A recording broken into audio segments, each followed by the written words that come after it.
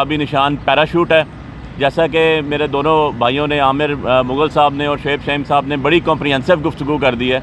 मैं थोड़ा सा इसी को मज़ीद आगे बढ़ाता हूँ कि जो NA-48 है वहाँ भी इसी तरह की सेम सूरत हाल से हम दो चार हैं।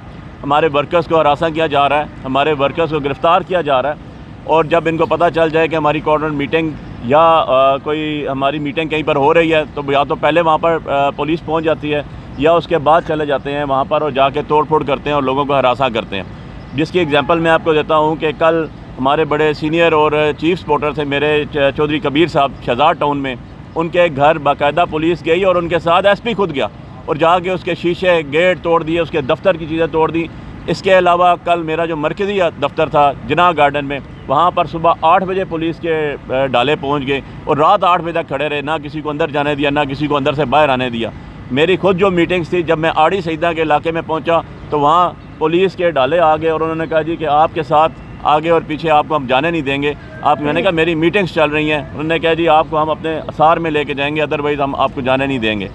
और इससे बढ़ के ये कि हमारे जैगम शाह साहब जावे से जो हमारे चीफ सपोर्टर थे जिन्होंने हमारी कॉर्नर मीटिंग करवाई, उनके बेटे को उठा लिया। कल सारा दिन उनको इन्होंने थाना शहजाद टाउन में रखा और रात को देख गए उनको छोड़ा और एक ही बात कहते थे कि जो भी आप PTI का सपोर्टर, जो भी PTI के कैंडिडेट्स का जलसा कराएगा, कॉर्नर मीटिंग कराएगा, और उसको हम किसी भी तरह स्पेयर नहीं करेंगे। मैं एक चीज़ यहाँ बड़ी वाज़ह कर दूँ, जैसे कि आमिर भाई ने पहले भी कहा है कि हमने एप्लीकेशंस दी, हमें किसी जलसे की रैली की कोई इजाज़त नहीं दी गई। हमारी कॉर्नर मीटिंग्स होती हैं वो भी इनडोर होती हैं। हमने सारे बाय लॉज, सारा कोड ऑफ कंडक्ट जो है वो ECP का जो है मुकम्मल तौर पे फॉलो किया, उसको ओबे किया। लेकिन इवन एंड अदरवाइज़ हमें तो ये लगता है कि जैसे हम SP के ख़िलाफ़ इलेक्शन लड़ रहे हैं। हमारा थाना कुराल, थाना किरपा, थाना स्याला, इनकी पुलिस और under the supervision of SP जो है वो बैठा होता है। मेरे मुकाबले में जो कैंडिडेट हैं उसके साथ एक पुलिस के पूरा स्क्वाड होता है जो उसको स्क्वाड कर रहा होता है जहाँ भी जाता है वो।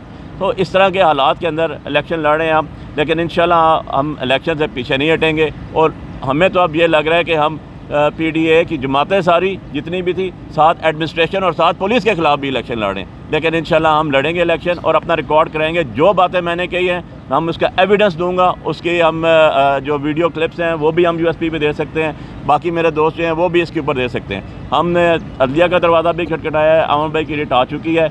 अदरवाइज़ जितनी हमारी पटिशन हैं, मैं खुद सुप्रीम कोर्ट का वकील हूँ और हमारी कैंपेन के अंदर हमें बिल्कुल किसी किस्म का भी free and fair and level playing field की तो कॉन्सेप्ट ही कोई नहीं है। लेकिन अल्लाह के हुक्म से हम डरने वाले नहीं हैं, हम इलेक्शन के अंदर लड़ रहे हैं, इलेक्शन लड़ेंगे और इंशाल्लाह इस हालात में भी लोग निकलेंगे। आप 8 तारीख को गवाह रहिएगा मेरी इस बात के कि आपको पता चलेगा कि जी लोग कैसे निकलेंगे, वो जुल्म का बदला वोट से लेंगे और इंशाल्लाह फतह याब करेंगे। अगर ये सिचुएशन अगर इस्लामाबाद में है तो आप ये अंदाज़ा कर सकते हैं जो इस्लामाबाद जहाँ पूरा मीडिया बैठा हुआ है, बाकी शहरों में, बाकी सूबों में, बाकी इलाकों में क्या हो रहा होगा, देहातों में क्या हो रहा होगा। अगर इसको इलेक्शन कहेंगे तो फिर अफसोस की बात यह है, फिर आँख और कान बंद करके अगर इलेक्शन कमीशन की तरह मुनसिफ आज़म भी उसी तर्ज पे अमल पे होगा तो उनको ये बात बता दूँ, अक्टूबर में आपने रिटायर हो जाना है। ये तारीख़ कभी किसी को माफ़ नहीं करती। तारीख़ में आप याद रखे जाएंगे या स्याह तरीन जज के तौर पर या आला तरीन जज के तौर पर। वो आपकी परफॉर्मेंस, वो आपका किरदार, वो आपके फ़ैसले इस बात का सिर्फ गवाही देंगे। ये बताइएगा कि जैसे आप अभी कह रहे हैं कि आपके पास सारे डॉक्यूमेंटेड सबूत वगैरह हैं, लेकिन